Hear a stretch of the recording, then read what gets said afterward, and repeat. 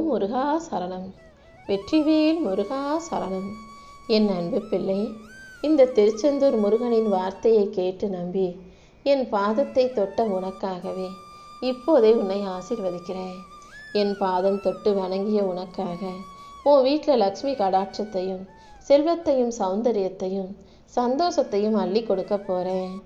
இத்தனை நாளா என் வாழ்க்கையில் எனக்கு எந்த நல்லதும் நடக்கலைன்னு சொல்லி புலம்பிக்கிட்டே இருந்த உனக்காகவே எல்லா விஷயங்களையும் நல்லபடியாக நடத்தி கொடுக்க வந்திருக்கேன். எனக்கு மட்டும் ஏன் இவ்வளோ கஷ்டம் வருது, எனக்கு மட்டும் ஏன் இவ்வளோ பிரச்சனை வருது, எனக்கு மட்டும் ஏன் இப்படின்ற இந்த வார்த்தைகள் உன் வாழ்க்கையில் மட்டுமல்ல எல்லாருக்கும் உண்டு. எல்லார் வாழ்க்கையிலையும் இப்படி பல பிரச்சனைகள் இருந்தாலும் எந்த ஒரு மனிதன் புலம்பாமல் என்னை நோக்கி வர்றானோ அவங்களுக்கு அது சீக்கிரம் சரியாயிரும். நீயும் புலம்புவதை நிறுத்திவிட்டு உன் அறிவை கொண்டு புத்திசாலித்தனத்தை கொண்டு உன் வாழ்க்கையில் வெற்றி பெற முயற்சி செய். உனக்கான வெற்றியை கொடுத்து உன்னை நல்லபடியாக வாழ வைக்க வேண்டியது இந்த அப்பன் முருகன் என்னுடைய பொறுப்பு. உனக்கு ஏற்படும் துன்பங்களுக்கு எல்லாம் நீ மட்டுமே பொறுப்பு கிடையாதுங்கிறத முதல்ல தெளிவாக புரிஞ்சுக்கோ. உன் வாழ்க்கையில் ஒரு விஷயம் நல்லதாக நடந்தாலும் சரி கெட்டதாக நடந்தாலும் சரி உன்னை சுற்றி இருக்கிற பல பேர் அதில் சம்மந்தப்பட்டிருப்பாங்க. அது மட்டும் இல்லை, உன் வாழ்வில் நடக்கும் அனைத்துக்கும் ஒரு காரணம் இருக்கும் என் செல்லமே. அதை காலம் போக போக நீயே சரியான நேரத்தில் நிச்சயம் புரிஞ்சுக்குவ.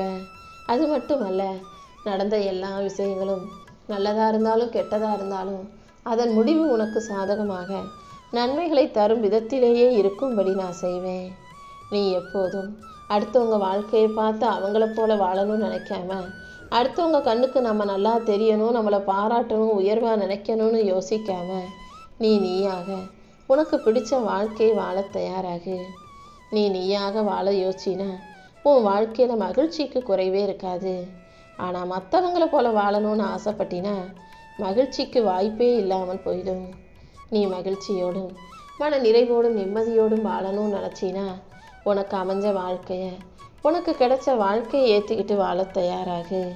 பக்தி மீது, அதாவது என் மீது வைத்திருக்க நீ இறை நம்பிக்கைக்காக என்ன வேணாலும் செஞ்சாலும் நான் எதையும் பெருசாக உன்கிட்ட எதிர்பார்க்கறதில்ல. நான் உன்கிட்ட கேட்கக்கூடியதெல்லாம் நீ என் மீது நம்பிக்கை வைங்கிறத மட்டும்தான். நம்பிக்கையும் பக்தியும் மட்டுமே நீ எனக்கு கொடுக்கும் உண்மையான காணிக்கையாக இருக்குமே செல்லவே.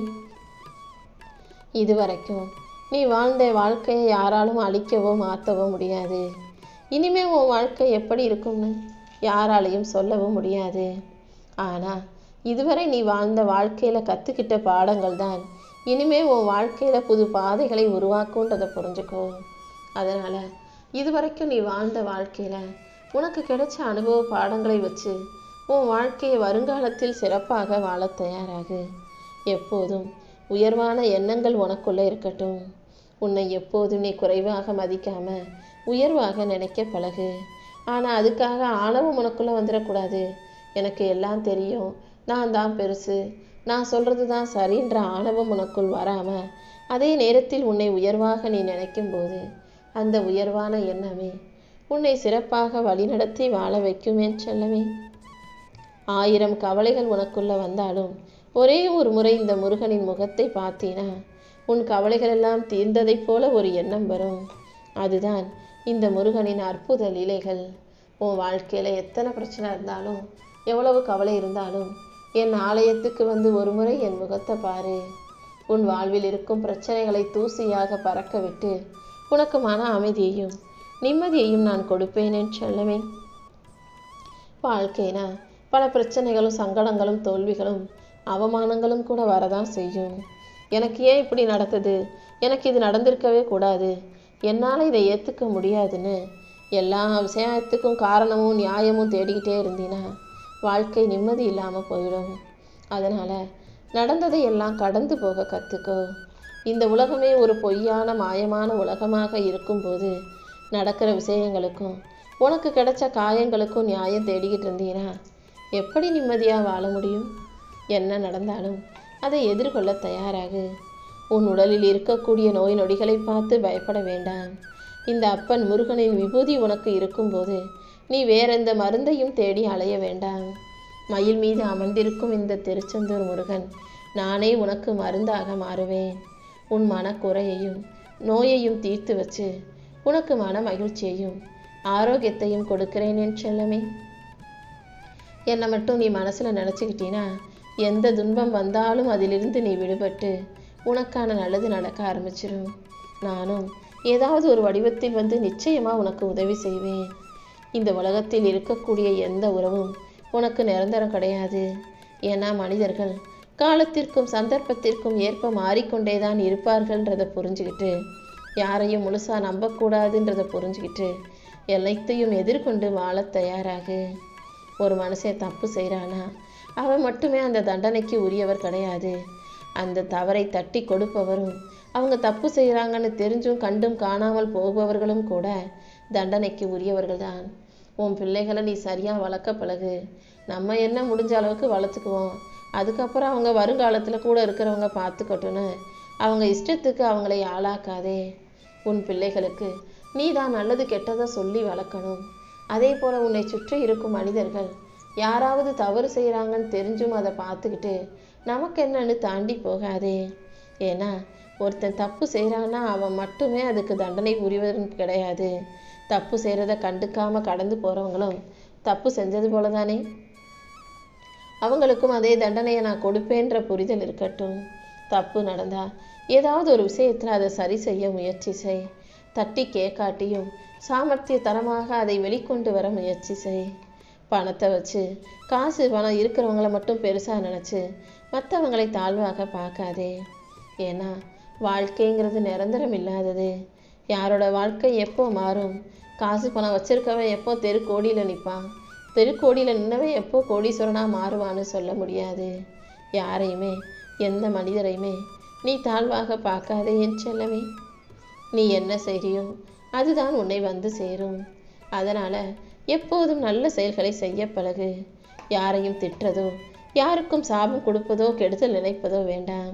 நீ எதை செய்றியோ அதுதான் உன்னை வந்து சேருன்றதை ஞாபகம் வச்சுக்கிட்டு நல்லதை மட்டும் நீ செய்யும் பொழுது உன் வாழ்க்கையை நான் அழகாக்கி நல்ல விஷயங்களை நடத்தி கொடுப்பேன் அல்லவா.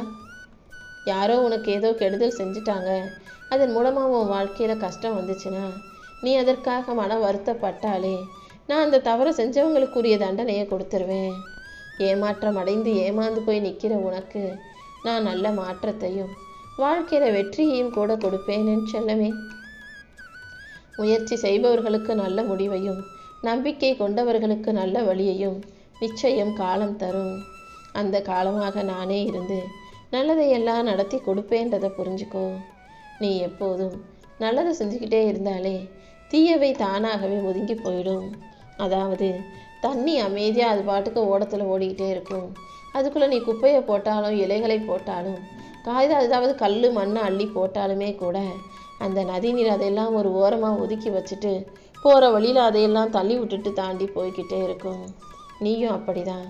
உன் வாழ்க்கையில் ஏதாவது கெட்டதோ அல்லது கஷ்டங்களோ வரும்போது அதையும் இழுத்துக்கிட்டு ஒரு வழியில் போய் ஓரமாக தள்ளி விட்டுட்டு தாண்டி போய்கிட்டே இரு.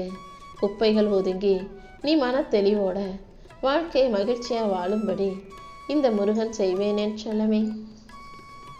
எதிர்பார்த்தது எல்லாமே ஆசைப்படுறது எல்லாமே வாழ்க்கையில் உடனே கிடச்சிருச்சா வாழ்க்கை என்னன்னே தெரியாமல் போயிடும். அதனால் சில விஷயங்கள் கிடைக்காத போது பொறுமையாக காத்திருக்க கற்றுக்கோ. எல்லாவற்றிற்கும் உரிய நேரம் வரணும். உனக்கு நல்லது நடப்பதற்கு உரிய நேரத்தை நான் எழுதி வச்சுட்டேன். கூடிய சீக்கிரம் நானே உனக்கு உறுதுணையாக இருந்து எல்லா விஷயங்களையும் நல்லபடியாக நடத்தி கொடுக்குறேன். உன் பொறுமைக்கான பொக்கிஷத்தை நீ அடைய போகிற. என் வாக்கை நீ முழுமையாக நம்பும்போது எல்லா விஷயங்களிலும் நானே உன் கூட உனக்கு துணையாக இருந்து நல்லதை நடத்தி தருவேன். இந்த அப்பன் முருகன் உனக்கு துணையாக இருக்கும்போது நீ எதுக்கும் கவலைப்பட தேவையில்லை. உனக்கு வேண்டிய வரம் என்னன்னு மட்டும் என்கிட்ட வந்து சொல்லு. உனக்கான அனைத்தையும் நல்லபடியாக நீ ஆசைப்பட்டது போல நானே உன் கைகளை ஒப்படைச்சிடுறேன். இந்த முருகனின் துணையோட இனி வரும் காலம் எல்லாமே உனக்கு பொற்காலமாகவே இருக்கும் என் செல்லமே. உன் கெட்ட நேரம் அனைத்தும் இப்பயோ முடிஞ்சு போய் இனி ஒவ்வொரு விஷயமும் உனக்கு நல்லபடியாக நடக்கும்படி இந்த முருகன் உனக்கு துணையாக இருப்பேன்.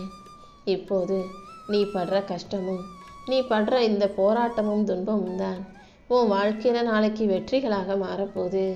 அதனால் கஷ்டம் வரும்போதும் கடினமான நேரங்களிலும் நீ நம்பிக்கை இழக்காம தைரியமாக இரு.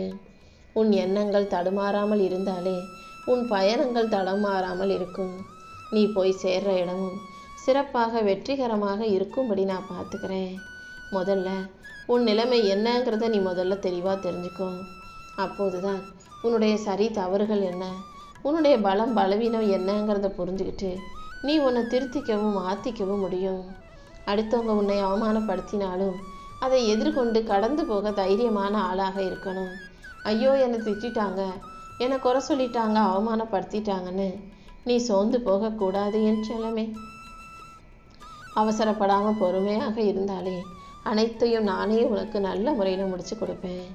அதை விட்டுட்டு எல்லா விஷயங்களிலும் அவசரப்பட்டு உடனே நடக்கணும்னு நினச்சின்னா உன் நிம்மதி தான் தொலையுமே தவிர நன்மை ஏதும் கிடைக்கப் போவதில்லை. பொறுமையாக இரு. உனக்கு நடக்கும் அத்தனை விஷயங்களிலும் உனக்கு கிடைக்கும் அனுபவங்களை பாடமாக எடுத்துக்கிட்டு முன்னேறிப்போ. உன் வாழ்க்கையை அழகாக்கி உனக்கான நல்லதையெல்லாம் நடத்தி கொடுக்க வேண்டியது என்னுடைய பொறுப்பு. காலம் மாற மாற கண்டிப்பாக எல்லாமே மாறும். வாழ்க்கையில் எல்லாமே எப்போதும் ஒரே மாதிரி இருப்பது கிடையாது. முதல்ல உன்னை நீ பக்குவப்படுத்திக்கோ. உன் மனச்சுமையை அகற்றி உன் வாழ்க்கையில் மகிழ்ச்சியை கொடுக்க நான் இருக்கிறேன் என் செல்லமே.